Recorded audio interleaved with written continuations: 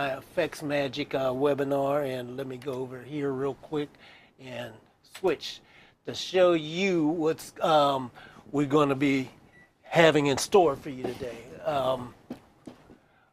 Okay, today we're gonna examine like the different categories of reverb.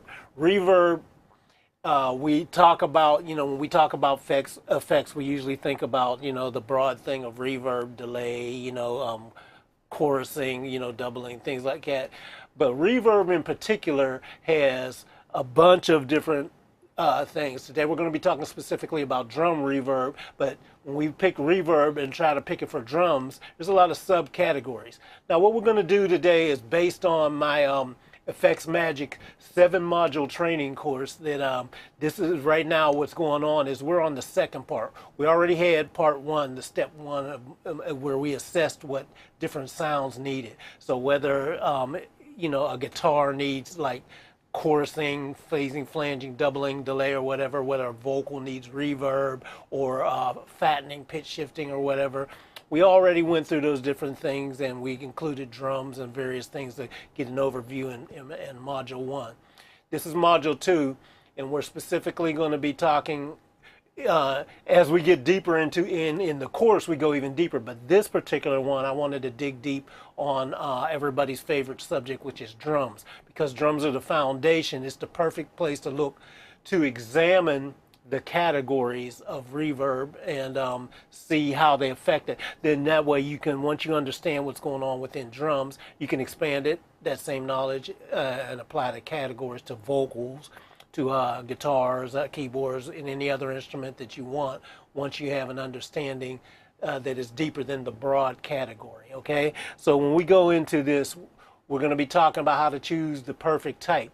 And what I did was I broke it down into a bunch of, this whole category in module 2, it was broken down into different things, but the very first part of it is deciding on the category that's needed when we're talking about effects in general and broadly. Like I said, you think about a guitar or whatever, in general, the whole thing is deciding on a category that's needed. Okay, I need delay on the guitar, Okay, I need reverb on the vocal. I need reverb on the drums. I need pitch shifting on this or whatever. That's the general category. That's step 1. Other ones that we build out into what kind of function is it going to have in there and things like that. But today we're going to be talking about the category, because categories of the thing, if we pick reverb, for example, it has a lot of subcategories. And some of the subcategories of reverb are things such as halls, plates, rooms, chambers, springs, nonlinear, early reflections, ambience, inverse, and just a whole bunch of different ways you can think about what reverb does. So, it gets broken down a lot more than a lot of people think about. So we're going to dig into that a little bit more. Now, I went out and looked around for good, definitions and everything. So the good old Wikipedia has a definition here. Now, reverb is short for reverberation, So when we say reverb, Wikipedia broke it down in a particular part here where it says reverberation. And there's this one particular phrase it talks about. It says reverberation, first of all, in psychoacoustics and acoustics, is the persistence of sound after a sound is produced. Okay, and then it goes on to explain some more stuff. But the important line is that is the persistence of sound after a sound is produced. That is the important thing I want you to remember, because this is going to be the whole basis of how we think about choosing the right thing within the subcategories that we got to go to. Now, before I go any further, I want to be sure, is this making sense to you guys? Can you understand what I'm saying and everything? We're on YouTube, the webinar platform.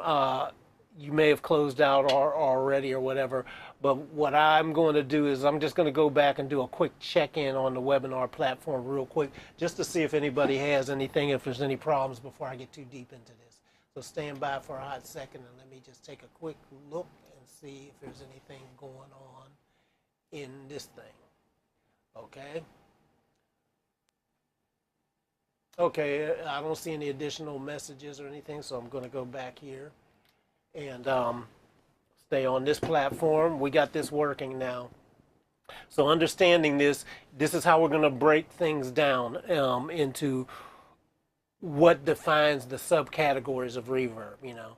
Now, reverberation, which is the long name that they have that they explain, this means this the time that it takes for reflected sound to die down by 60 decibels, you know. So you have the sound and then it dies down by 60 dB, you know, from the when the original sound stops, you know, it's measured in seconds, okay, or milliseconds, or, you know, however fast or slow it dies down. When the sound hits, it takes time to die down by 60.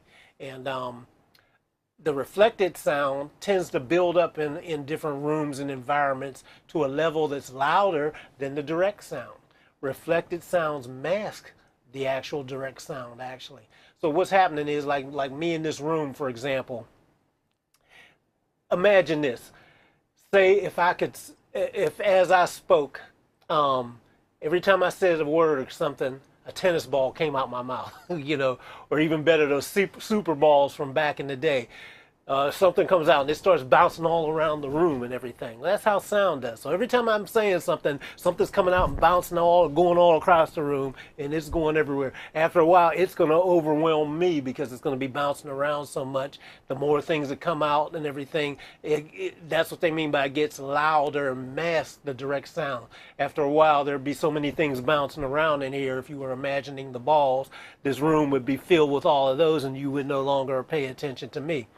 So these things that are coming at you later, and from all the different delays, varying parts and everything, they smear and mask your sound. You know, this is why when people have such a hard time and they struggle using reverb in their mixes and overdo it or whatever, then suddenly when you think you're doing something, you think you're getting depth and power and everything, many times you're masking things and your songs sounds weaker, and you don't know why.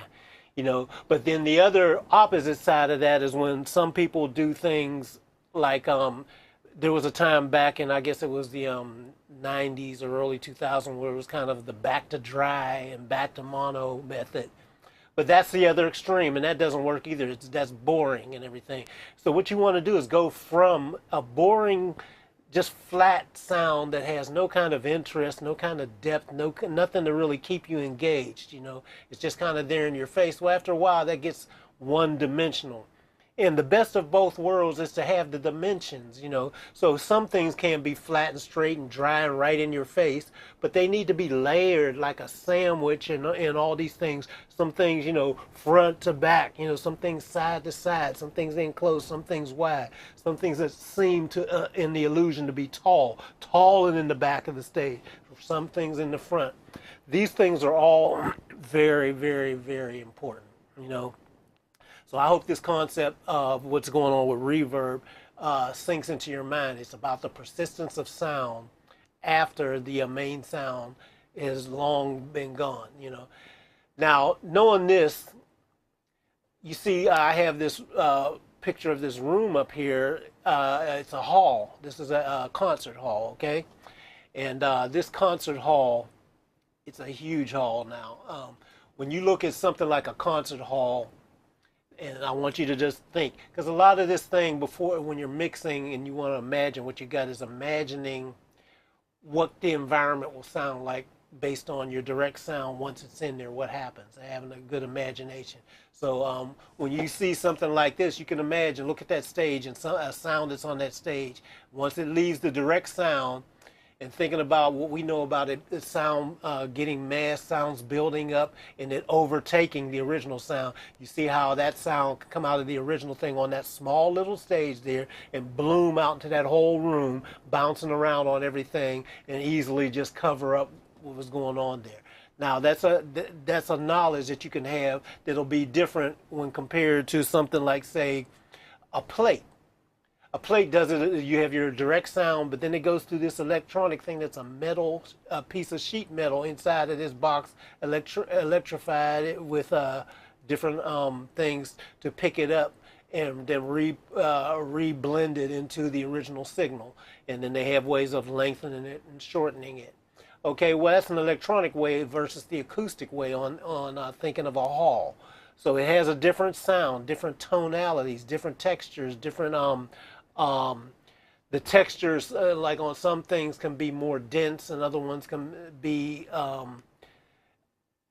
this is where you get like terms like diffusion you see on reverb and density and diffusion and things like that in some of those parameters. That's what they're trying to simulate, you know, and they all react differently in a room. I'm in a room right now and my voice is going to sound very different than if I walked into that concert hall I showed you. You know, you look at these plates and everything, like I said, this is a, you know, a piece of big thick sheet metal in a boxed enclosure, nothing fancy. I don't even what made somebody even think about that is pretty brilliant. But this simple piece of gear has probably been on more stuff than anything ever in history until they invented digital. But digital then went to simulate what this does. Okay. Now this is another case. This is a studio here, but a studio is just a room. This is happens to be a pretty large room. You know, it's not as big as a concert hall, but it's a big room. So this has its own sound with different reflectivity properties in there, and that's gonna, you know, how that's gonna affect what we're gonna get back and talk about once we go to Pro Tools. Think about drums. Things like that affect it. You see the drum kit on the stage, and they're back there. They're underneath a little clouded area back there with some reflection things and tall ceiling and everything. That's a whole different sound. If they would have, say, moved that drums and switched the drums and put it where the piano is, that's a whole different sound because the reverb in that particular room would be reflecting differently. You know, but they probably designed this room to have that particular area over there set up where that's going to be complementary to the drum sound by the way it reflects things, you know. Now this is a echo chamber. Okay, now an echo chamber, many times, see here's the thing, a lot of people have seen this stuff in their plugins, for example, or even if you got a hardware box, you see the box, you see the presets.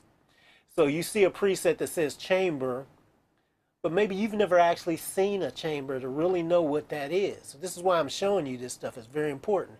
You know, most people can think about a concert hall, but a lot of people have never even been to a concert hall where you've seen it, like say, for example, a symphony orchestra, to know how different that might sound as opposed to going to an arena that has a rock concert in it or you know, a normal R&B or hip-hop concert or whatever. That's going to be a whole different thing than something that's purpose-built, say for an orchestra, to have the perfect acoustics and everything. I've experienced that. I made that a point once I started really getting into audio. I was like, well, a lot of these things are trying to simulate orchestral instruments and orchestral spaces.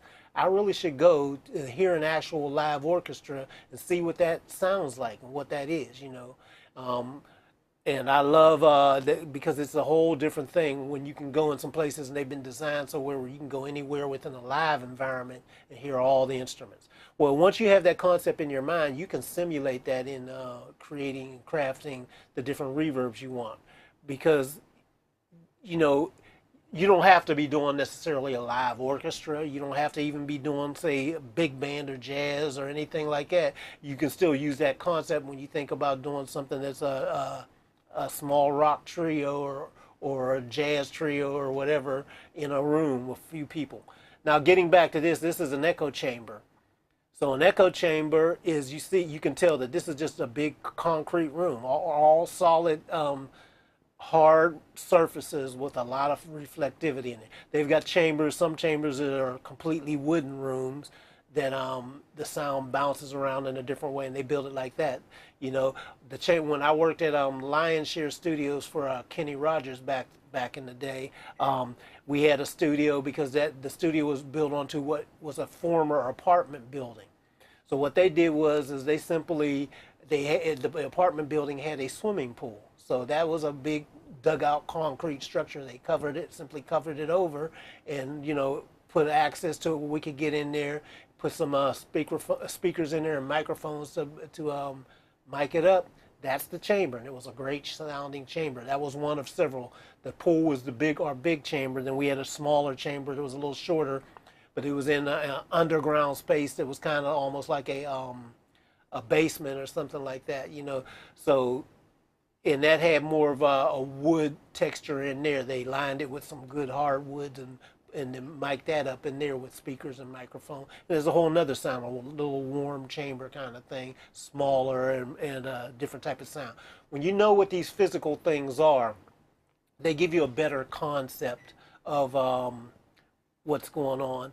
And when you go into digital reverbs and or try to tweak the parameters, you can know what you're trying to arrive at because you can imagine what the space is that you're trying to put something in. You know, if you want to do, if you're doing gospel music and you want to simulate a church, well, you need to know the characteristics that a church has compared to, like I said, a concert hall or arena. They're different, you know, different frequencies build up, different reverb times, you know, they build up, they're meant to carry the pastor's voice and things like that, and the choir singing, and you know and if it's got organs, a band, pipe organs or whatever, different ways they're designed to accentuate what the room is meant to carry. Well, you have to have a concept of that, okay? So and then here, for example, this is another case of this is basically a chamber. This is you know, I've done it in the past where I've recorded guitars in places like this where many times people will do this. You find a good hallway or stairwell or something like that. Like, this sounds kind of good in here, you know, put a microphone in there, put the guitar amp in there, and go ahead and try to capture that whole ambience. That's your own personal little chamber that you created right on the fly, you know. It might be perfect. So it's important to know that the subcategories of reverb are not something to just gloss over. You really need to know what's going on with this. And I hope you're taking notes on some of this stuff because it's very important to understand this, you know. But we're going to compare what some of these subcategories sound like. So what I want to do is go to Pro Tools.